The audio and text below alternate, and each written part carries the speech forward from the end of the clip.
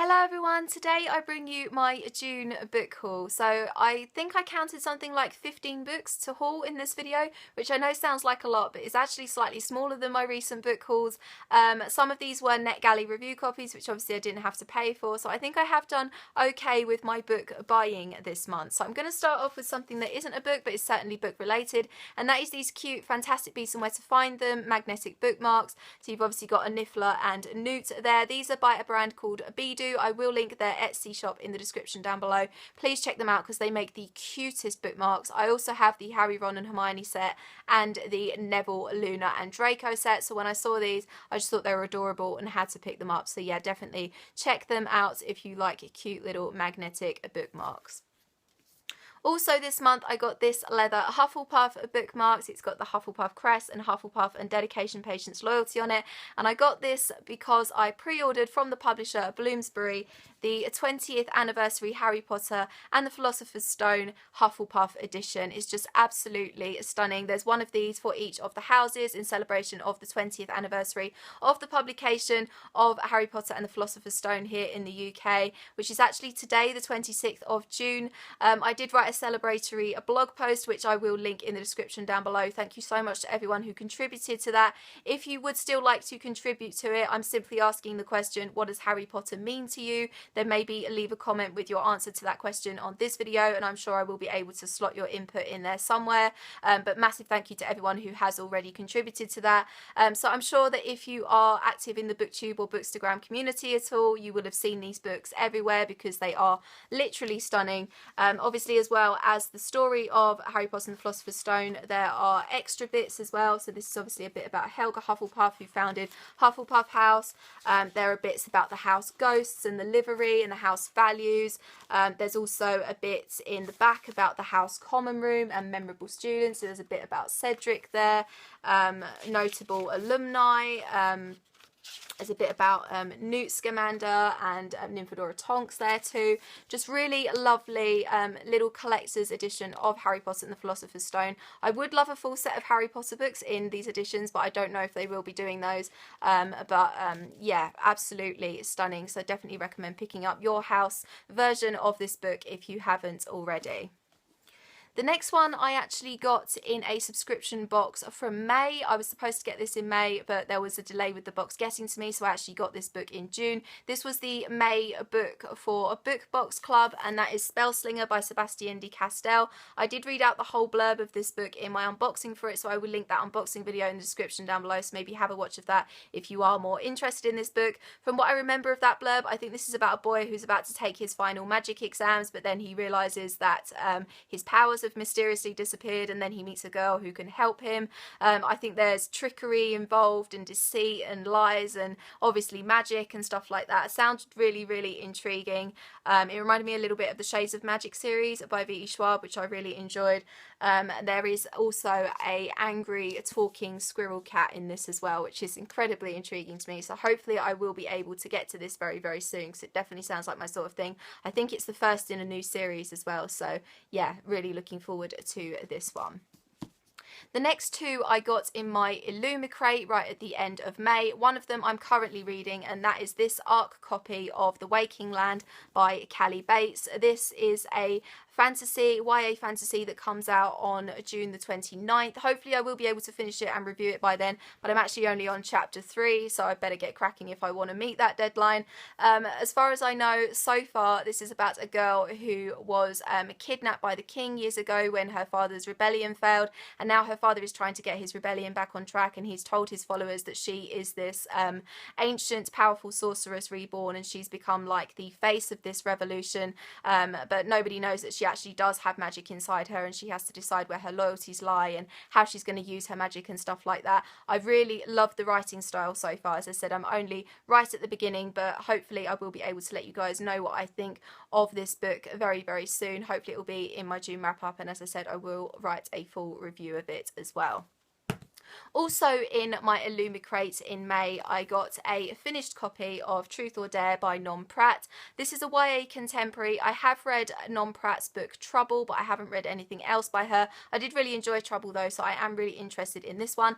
I think this is one of those kind of dual perspective books that you can read like either way. I don't think it matters.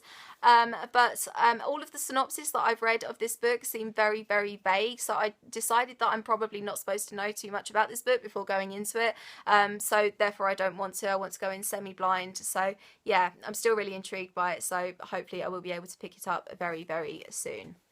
Now on to the books that I got for review on NetGalley this month. The first one is The Upstairs Room by Kate Murray Brown. I'd seen this going around a few booktube channels, and when I saw it on NetGalley I thought, yeah, I'm really, really interested in that. I think this is about a family who buy their dream Victorian townhouse in London, but as soon as they move in, the wife slash mother senses a very eerie atmosphere around it, and while the father slash husband is starting to get a little bit too close to their young lodger, she is consumed by this house, and she's discovered the name Emily written hundreds of times on the walls in the upstairs room. So it's one of those kind of creepy, spooky, mysterious, thriller-esque stories that I'm really in the mood for at the moment. It comes out on July the 27th, so I've got plenty of time to read it and review it before that time, so I will obviously let you guys know what I think of it closer to that time.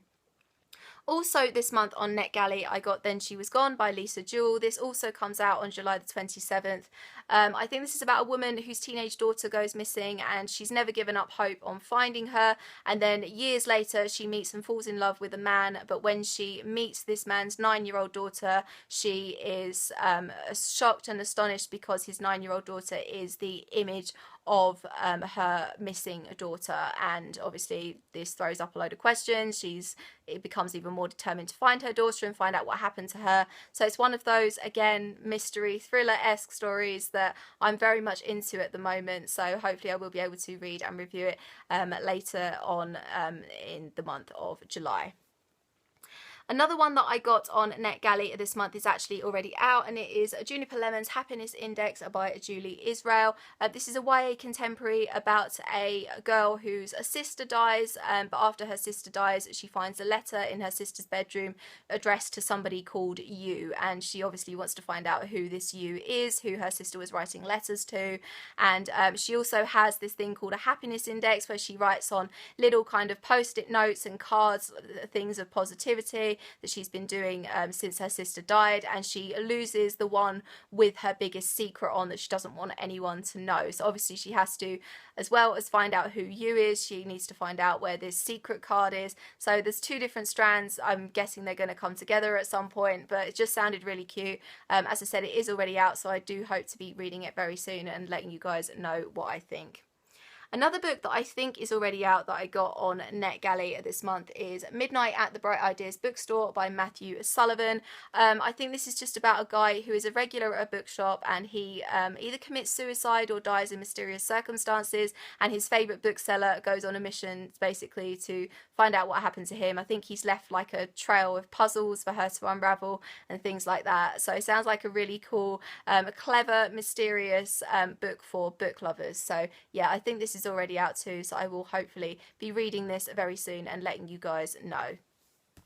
Now on to the books that I actually bought this month. So the first one is actually a sequel to a book that I read and reviewed last year, and that is Our Dark Duet by V.E. Schwab. This is a sequel to This Savage Song, which I really enjoyed. Obviously, because this is a sequel, I can't tell you too much about what's going on in this book. I haven't read it yet, but I really want to very, very soon. But This Savage Song, in a nutshell, is about a world where humans and monsters coexist, but there is a kind of war between them, but the lines between good and evil are very much blurred. It was a very, very unique, interesting story that I did really enjoy last year, and yeah, I'm excited to see what happens after those events and how it carries on. I don't know whether this is a duology or a trilogy, but this is the sequel to it. These covers are absolutely stunning as well, so simplistic but so powerful. So yeah, hopefully I will be able to read this very soon and let you guys know.